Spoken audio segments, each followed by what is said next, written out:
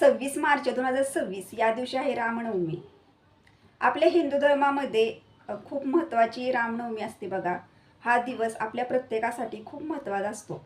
या दिवशी आपण प्रभू रामांची सेवा उपासना करत असतो। चैत्र महिन्यातील शुक्ल पक्षातील 9व्या तिथीला रामनवमी साजरी केली जाते। राजा दशरथ यांच्या घरी याच दिवशी प्रभू रामांचा जन्म झाला होता।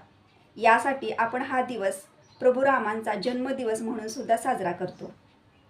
तर ह्या वर्षी बघा 2026 या वर्षी 26 मार्चला गुरुवार आहे आणि रामनवमी आलेली आहे। तर ह्या दिवशी अगदी सोप्या पद्धतीनं आपल्या घरामध्ये प्रभू रामांचा जन्मदिवस कसा साजरा करायचा, प्रभू रामांचा फोटो नसेल, मूर्ती नसेल तर कशा पद्धतीनं साजरा करायचा, कोणता नैवेद्य अर्पण करायचा, कोणत्या अशा प्रभावी सेवा करायच्या आहेत, अगदी सोप्या पद्धतीनं तुम्हाला संपूर्ण माहिती आजच्या व्हिडिओमध्ये मिळेल। तर तुम्ही हा व्हिडिओ कुठेही स्किप न करता व्हिडिओ शेवटपर्यंत बघा। तुम्ही जर माझ्या चॅनलवर नवीन असाल तर चॅनलला लाईक करा, शेअर करा आणि नक्की सबस्क्राईब करा। चला आता व्हिडिओला सुरुवात करूया। सर्व स्वामी सेवेकरांना श्री स्वामी समर्थ। तर तुमचं प्रियालय या चॅनलमध्ये अगदी मनापासून स्वागत आहे। तुम्हाला सर्वांना माहिती आहे की रामनवमी हा दिवस प्रभू रामचंद्रांचा जन्मदिवस म्हणून आपण साजरा करत असतो। हिंदू धर्मामध्ये ह्या दिवसाला खूप विशेष असे महत्त्व आहे। या दिवशी केलेल्या सेवा, पूजा, उपासना ज्या पण आपण प्रभू रामचंद्रांसाठी करतो त्याचं आपल्याला विशेष फळ मिळत असतं। या दिवशी बघा भगवान प्रभू रामचंद्र यांच्या आवडीच्या वस्तू त्यांना अर्पण केल्यानंतर सुद्धा त्यांचा एक कृपाशीर्वाद आपल्याला मिळत असतो। रामनवमी दिवशी आपल्याला काय करायचं आहे घरी, तर सकाळी लवकर उठायचं आहे। लवकर उठल्यानंतर आंघोळ करायची। आंघोळ झाल्यानंतर महिलांनी उंबरट्याला हळदीचं लेपन करून घ्यायचं आहे। अंगणामध्ये छोटीशी रांगोळी काढून घ्यायची आहे आणि त्यानंतर पहिल्यांदा आपल्याला आपल्या देवघरातील देवांची पूजा करून घ्यायची आहे। आता देवघरामधील देवांची पूजा म्हणजे तुम्हाला सर्वांना माहिती आहे की महत्त्वाचा दिवस आहे।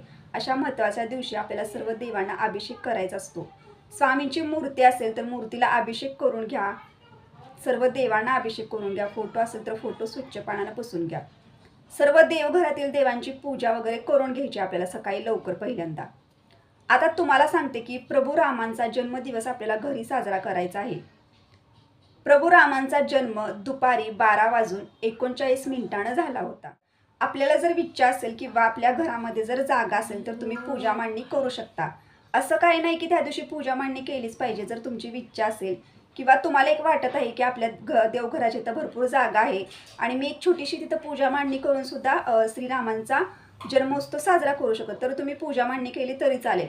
आणि पूजा मांडणी न करता जरी अगदी मनापासून श्रद्धेनं जरी तुम्ही देवघरामध्ये जरी पूजा केली तरी सुद्धा चालेल। पण ज्यांना पूजा मांडणी करायची त्यांच्याविषयी मी तुम्हाला सांगते।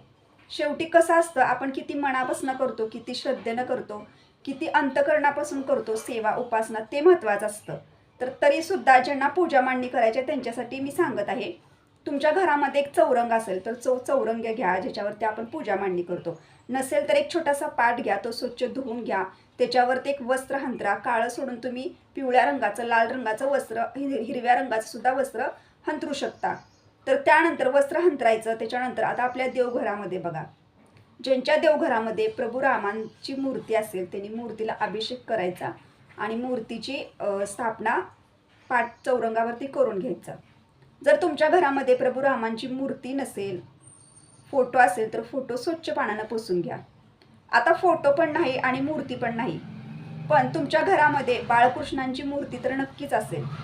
बाळकृष्णांची मूर्ती जरी तुम्ही मूर्तीची जरी पूजा केली, सेवा केली तरी सुद्धा चालेल, कारण भगवान प्रभू राम हेच बाळकृष्णांचे सुद्धा अवतार आहेत। आता बाळकृष्णांची मूर्ती सांगितली किंवा तुम्हाला भगवान विष्णूंचा फोटो मूर्ती असेल तर त्यातली जरी तुम्ही एखादी घेतली तरी चालेल। शेवटी तुमच्याकडे भगवान विष्णूंची सुद्धा मूर्ती नाही, फोटो नाही, किंवा प्रभू रामांचा सुद्धा फोटो नाही, मूर्ती नाही, बाळकृष्णाची सुद्धा मूर्ती नाही, पण आपल्या स्वामी महाराजांची मूर्ती, फोटो हा प्रत्येकाच्या स्वामी भक्तांच्या घरामध्ये नक्कीच असतो। आपले स्वामी महाराज हे ब्रह्मांडाचे ब्रह्मांड नायक आहेत बघा। आणि या पृथ्वीवरती जे पण देवदेवता आहेत त्या सर्वांचा अवतार एकच आहे, ते म्हणजे स्वामी महाराज। स्वामींनी स्वतः सांगितलेलं आहे की मीच आहे राम आणि मीच आहे विठ्ठल। यासाठी तुम्ही स्वामी महाराजांची मूर्ती असेल, फोटो असेल, त्याची जरी ह्या दिवशी पूजा केली ना रामनवमीला तरी सुद्धा चालेल। तर आता चौरंगावरती तुमच्याकडे जो फोटो आहे, जी मूर्ती आहे ती ठेवून घ्यायची मध्यभागी. त्यानंतर एका साईडला दिवा लावायचा, दिवा प्रज्वलित करायचा. त्याच्यानंतर एखाद्या ह्याच्यामध्ये थोड्याशा तुमच्या घरामध्ये जर एखादा ग्लास वगैरे छोटासा त्याच्यामध्ये पाणी ठेवायचं तिथं साईडला. त्याच्यानंतर दिवा लावायचा, धूप आरती लावायची, सर्व लावून घ्यायचं घरामध्ये, घंटानाद करायची. त्यानंतर एक छोटीशी रांगोळी काढायची आणि आपल्याला आपल्या घरामध्ये जी फुलं असतील बघा, त्या फुलांचा एक छोटासा हार बनवा. हार बनवणं शक्य नसेल तर तुम्ही फुलं जरी नुसती फोटोला मूर्तीला अर्पण केलीत तरी चालेल. सर्व देवांना अर्पण करा. खूप महत्त्वाचा दिवस आहे आणि अशा प्रकारे तुम्ही पूजा मांडणी करू शकता.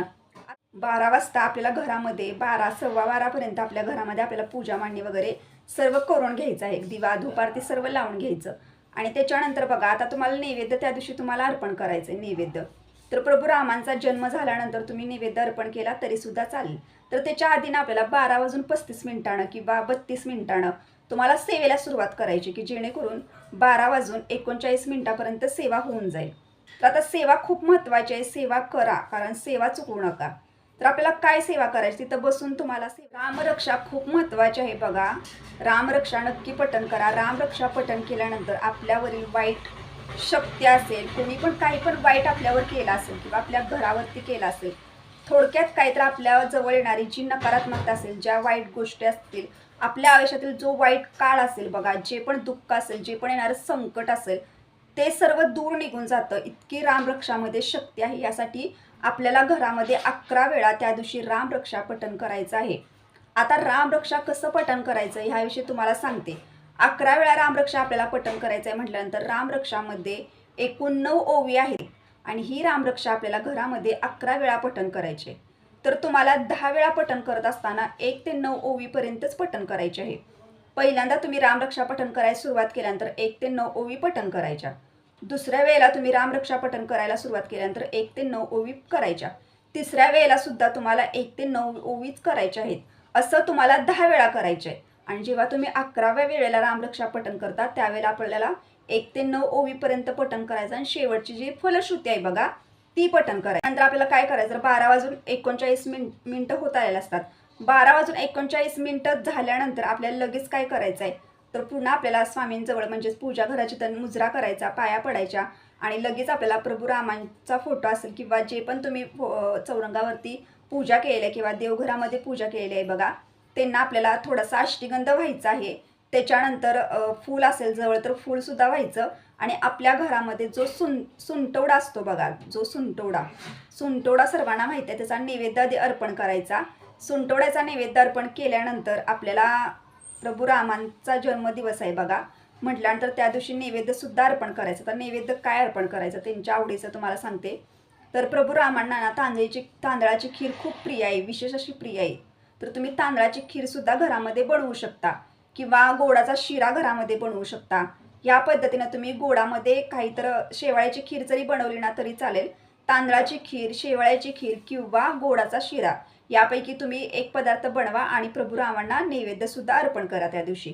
आता नैवेद्याचं पण तुम्हाला सांगितलं. आता त्यानंतर 12:39 झाले आणि जन्मदिवस वगैरे आपण घरामध्ये साजरा केला. आता काहींच्या घरामध्ये पाळणा वगैरे नसतो बघा, नाहीतर पाळणा वगैरे आपल्याला म्हणावा लागतो. तर तुमच्या जवळपास जर एखादं भगवान रामांचं मंदिर असेल तर तिथं जाऊन सुद्धा तुम्ही पाळणा जे म्हणतात तिथं जाऊन सुद्धा तुम्ही सहभागी होऊ शकता. किंवा जवळपास जर कोणाच्या घरी जर रामनवमी साजरी केली जात असेल मोठ्या उत्साहानं जल्लोषानं, काहींच्या घरी सुद्धा केली जाते बघा, तर त्या ठिकाणी जरी तुम्ही जाऊन दर्शन वगैरे घेऊन आला तरीसुद्धा चालेल. तर आता त्यानंतर बघा आपल्याला घरामध्ये सेवा करायची आहेत. आता सेवा कोणती करायची अजून, तर रामरक्षाचं पठण आपण आधी करून घेतलं. तर सेवा खूप महत्त्वाची आहे. ज्याप्रमाणे आपण प्रभू रामांची सेवा करत असतो आणि प्रभू रामांचा आवडता भक्त तुम्हाला सर्वांना माहिती आहे की भगवान हनुमान यांची सुद्धा आपल्याकडनं त्या दिवशी सेवा होणं खूप महत्त्वाचं आहे बघा. जेव्हा आपल्याला प्रभू रामांचा कृपाशीर्वाद जर मिळवायचा असेल तर पहिल्यांदा आपल्याला भगवान हनुमानांचा सुद्धा कृपाशीर्वाद मिळवणं खूप महत्त्वाचं असतं आणि त्यांची सेवा करणं सुद्धा तितकंच महत्त्वाचं आहे. जेव्हा आपण ज्या ठिकाणी बघा प्रभू रामांची सेवा होत असते त्या ठिकाणी भगवान हनुमानांची सेवा ही नक्कीच होत असते बघा. यासाठी त्या भगवान हनुमानांची सुद्धा सेवा करायची आहे. तर तुम्हाला नंतर जरी वेळ जरी असेल तर तुम्ही तिथं बसून सुद्धा मारुती स्तोत्र पठण करू शकता. नित्यसेवेच्या पुस्तकामध्ये आहे बघा, मारुती स्तोत्र तुम्ही 1 वेळा पठण करू शकता किंवा 3 वेळा पठण करू शकता. आणि जरी तुमच्याकडे दुपारनंतर वेळ नसेल तर तुम्ही संध्याकाळी 3 सांच्या वेळेला जरी मारुती स्तोत्र पठण केलं तरी सुद्धा चालेल. त्यानंतर आपल्याला अजून कोणती एक सेवा करायची आहे, तर रामस्तुती सुद्धा आहे बघा. तर रामस्तुती त्या दिवशी न चुकता आपल्या घरामध्ये पठण करायची आहे. तर अशा पद्धतीनं अगदी सोपी सेवा आहे बघा.